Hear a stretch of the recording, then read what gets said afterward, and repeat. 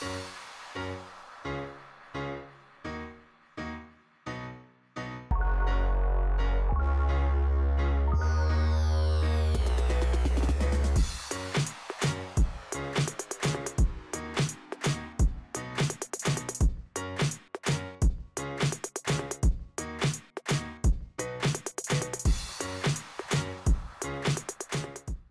you go through the places, you meet all the sailors and you talk all the time about the locations, and you hear so much, you kind of build up your expectations.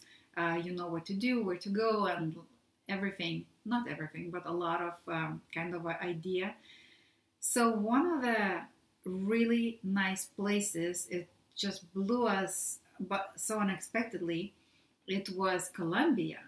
When I was reading on Noonsite, all the information we get from, besides other sailors, a lot of information we get from Noonsite, and it's really invaluable. All the fees, or how to, when you, for example, go to Aruba, that you have to go there and wait for the officers until they will check you in. Like a lot of great information.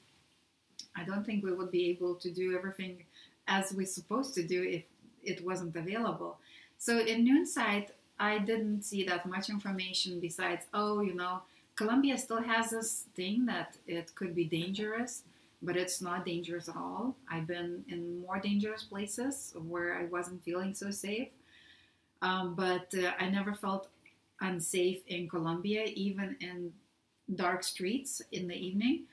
And also, when you read on Noonsite, they say, oh, you know, you have to pay $200 for a cruising license, which is, you know, it's pricey for us sailors.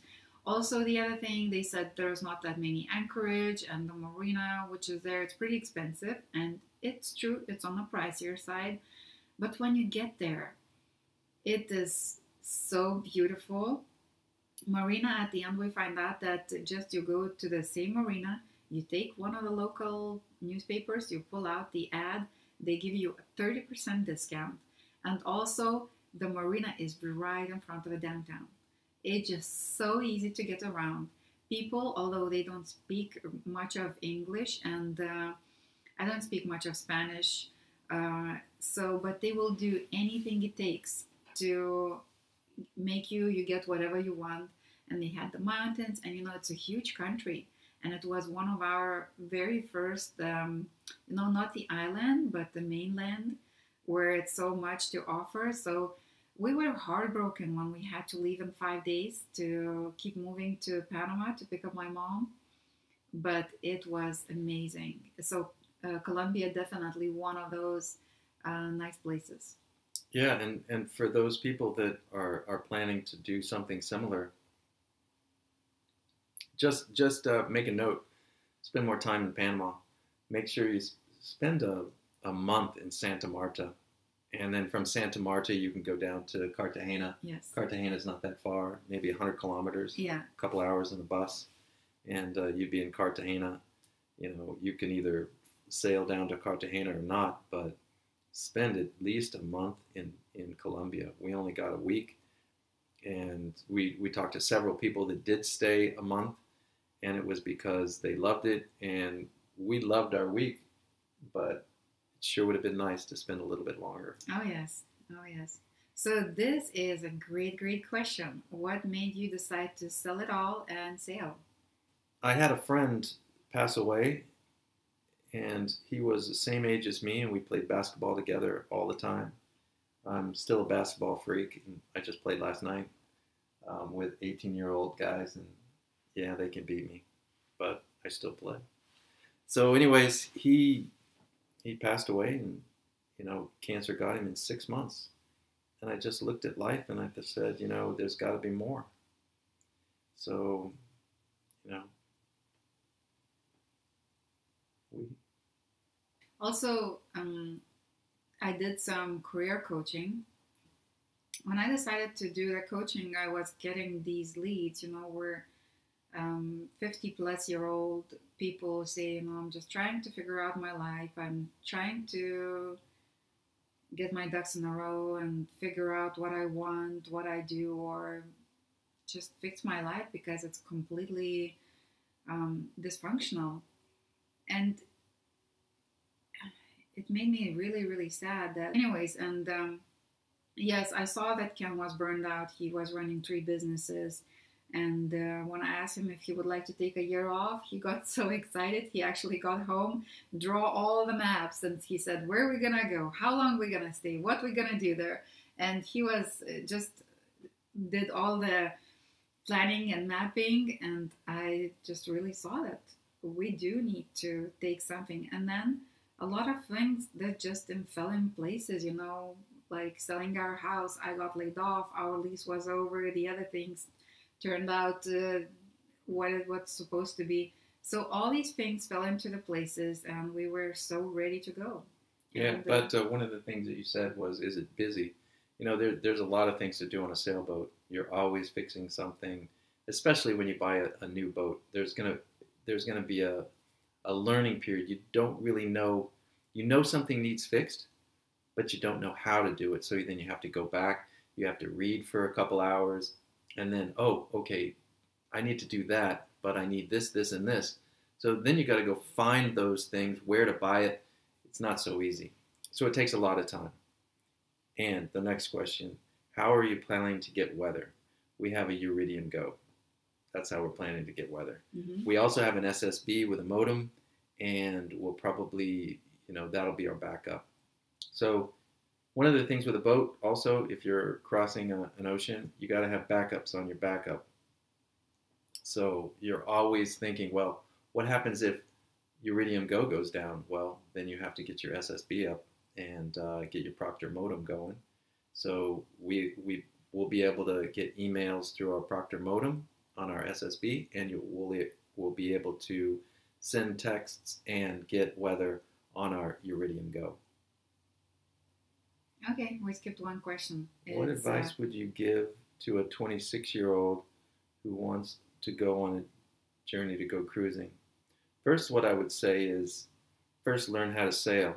If you're already sailing and you already know how to sail, that's one thing. But then go to Pacific Puddle Jump, and then get on one of those. Just put your name in the hat so that you can talk to some of these captains that are going.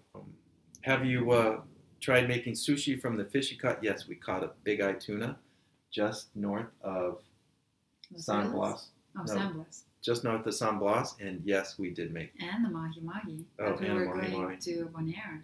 But the big-eye tuna was the best. Yes. It was a nice, big, fat fish, and super delicious. Delicious. What costed more than expected?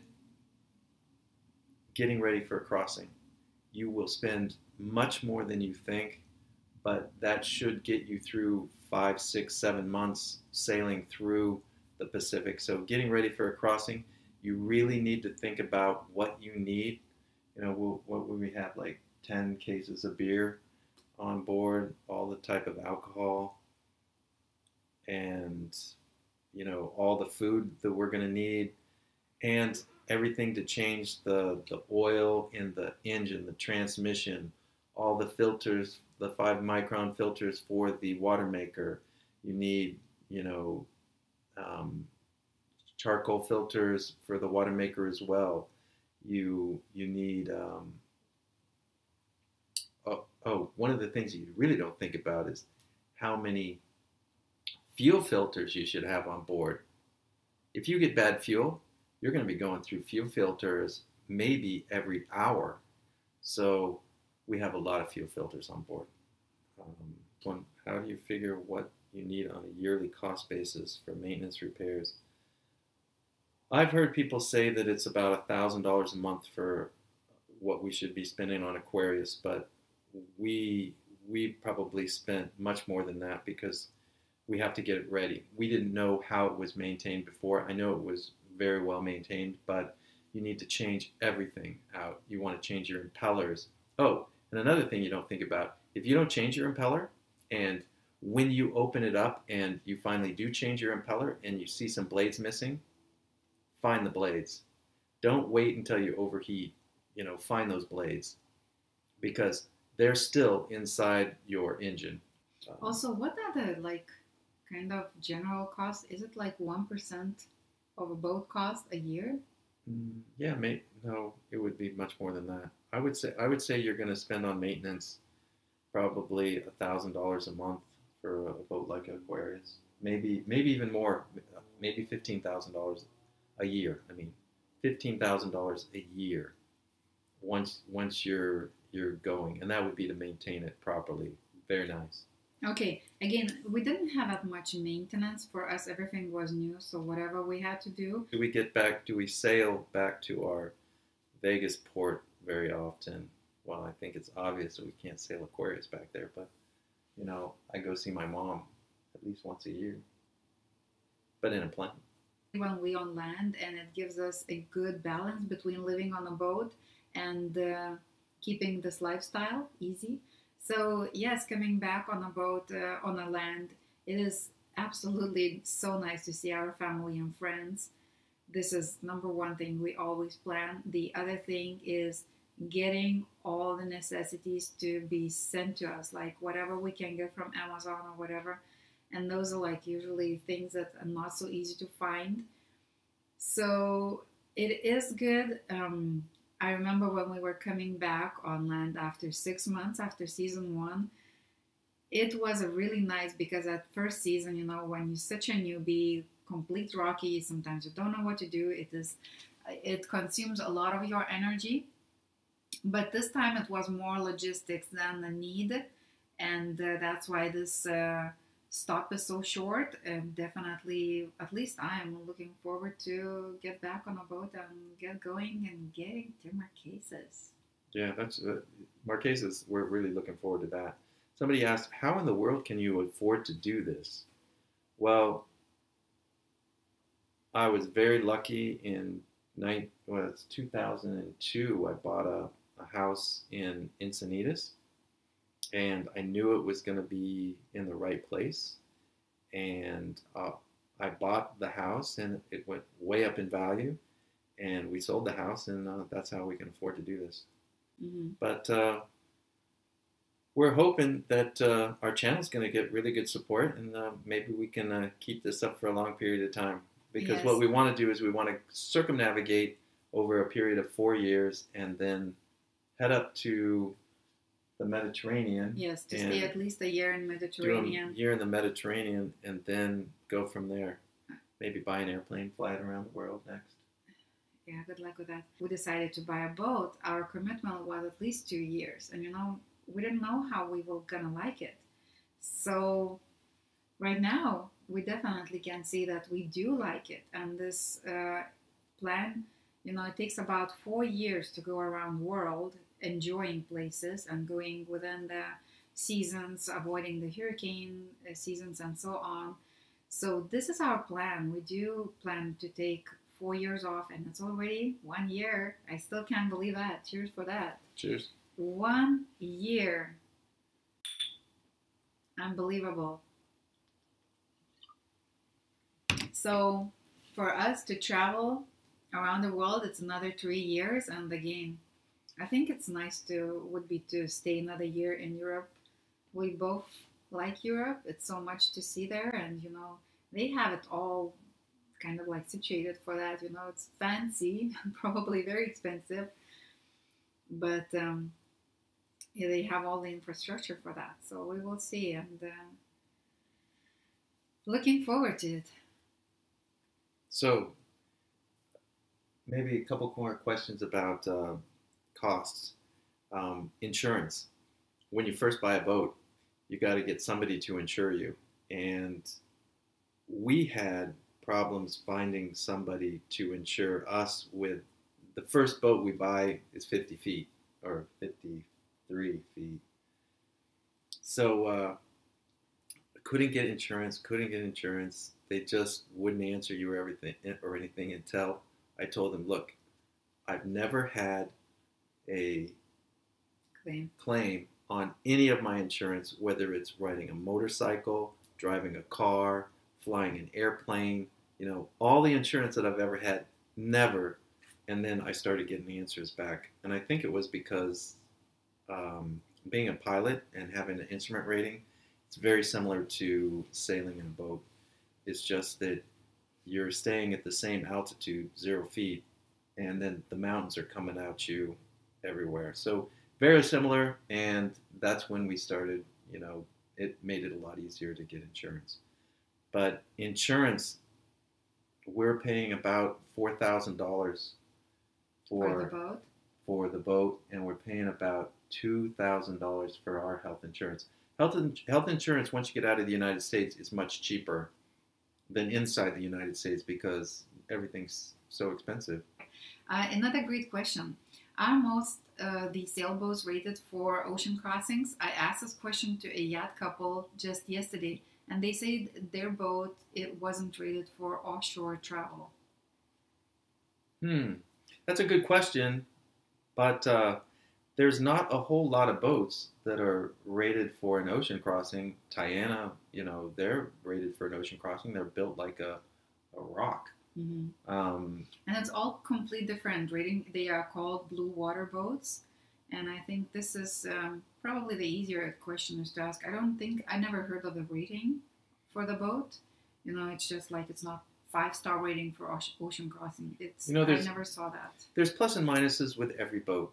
If you bought a Beneteau 54, the boat's going to be much faster than an Amel on certain directions of wind. And it might even be faster than a Amel at all directions. But, you've got a spade rudder. You might have a problem. A whale coming up and nudging up against you can knock your rudder off, and then you're basically stuck sitting in the middle of the ocean without a rudder. I, I wouldn't want to be in that situation.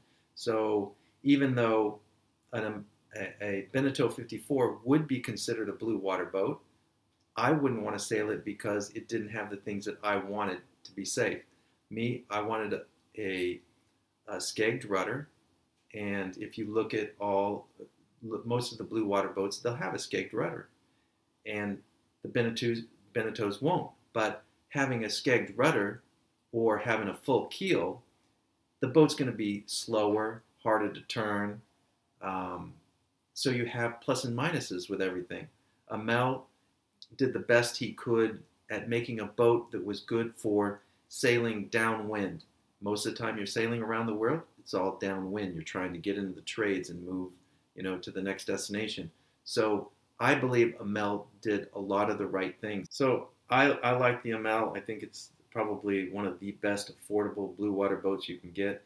If you go out and buy a Swan, you're going to be paying $1 million. If you bought an Oyster, probably $1 million to get the same type of structure as you get on an Amel. Other 3 questions we get a lot is, do you get seasick? And the question is basically no. I got seasick twice when we were leaving at night and I couldn't see the horizon.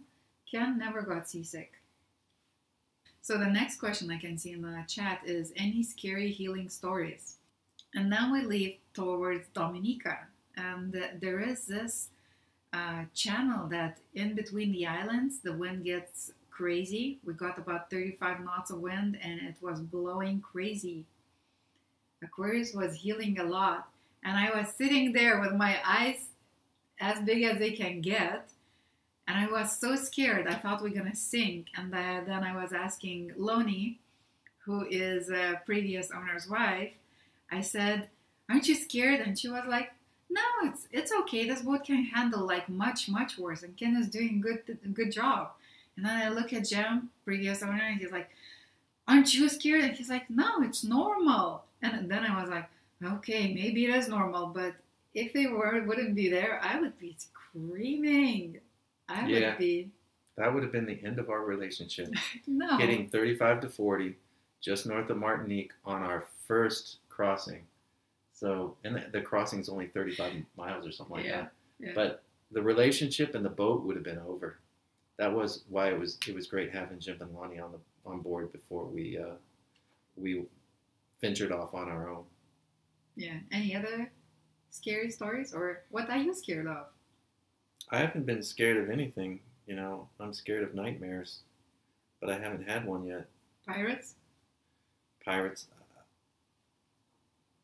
You have to be vigilant, but I think that the question about pirates is a bit overrated. And most of the pirates, they're just people that need a little bit of extra money, and they don't want to hurt you. They don't want to be hurt. They just, have to feed their families. Yeah, somebody asked, I'd be worried about grounding out in the middle of nowhere. The seas are mapped fairly well. Nothing's going to get less than 20 meters without having a map on it. I would hope. What's the fastest you've been, and do you have a bell to ring? I don't understand the question. When you break a record, I don't know of any records we've ever broken. The Mel's aren't the fastest boats, so you're not going to be breaking any records. Yeah, but we were going 10 knots at one point. Yeah, but the thing about cruising is you don't really want to go that fast, because when you're going fast, you're putting a lot of pressure on your rig, and it goes exponential when you try to go above 10 knots. So you start going faster and faster, exponentially you're putting more and more pressure on your rig, and you're just going to make it a shorter life on your rig. So I'm not in the. I'd rather just stay, 8.5 to 9.5 knots at the very fastest, and not even try to go faster. Start reefing as soon as you can. Yeah, it's a lot of pressure on the boat, and when you realize, some of the, again, we have completely new standing rig, all the metal wires and so on. We replaced most of our running rigging. Ken gets really innovative and very proactive when there is something to replace. Some of the sails didn't have to be replaced, but he takes care of that baby so well. As I was laughing when he did all the mast covers, I said, now Aquarius has more dresses than I do. Yep, that's right. Yeah. Everything on a boat is so expensive, especially in the beginning. I was just... Well, in the beginning, and this was something that I'd really like to say. In the beginning, you don't know where to buy it. You don't know how much it costs. You always think it's going to cost a lot, but you can do it cheap.